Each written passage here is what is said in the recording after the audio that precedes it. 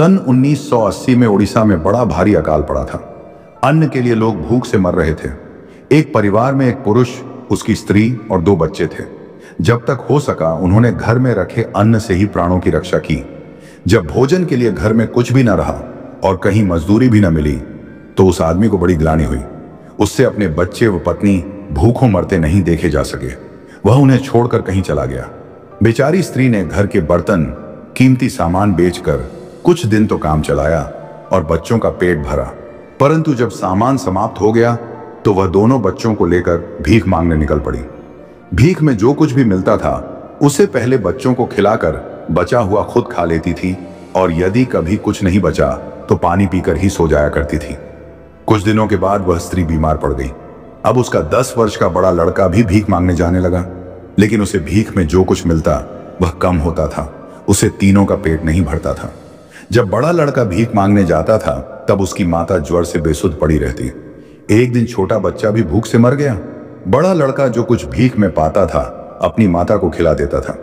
एक बार कई दिनों तक उसे अपने भोजन के लिए कुछ नहीं मिला। वह भीख मांगने निकला, परंतु उस दिन उसे किसी ने कुछ नहीं दिया।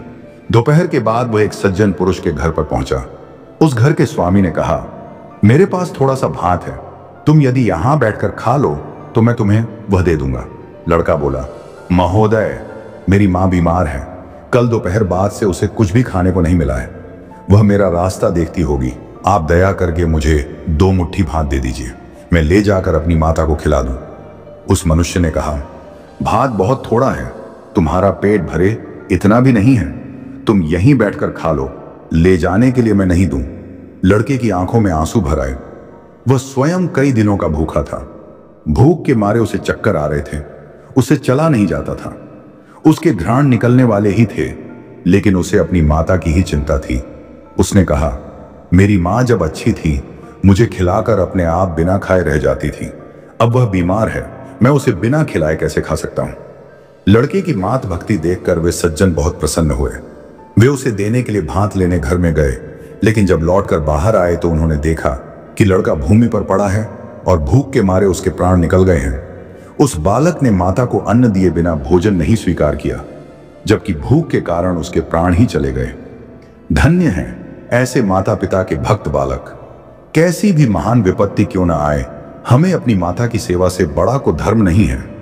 उसके सुख दुख का सदा ध्यान रखना है। हम किसी भी तरह अपनी माता के आरण से मुक्त नहीं हो सकते। माता के प्रति यही समर्पण भाव जिनवाणी के द्वार तक ले जाता है।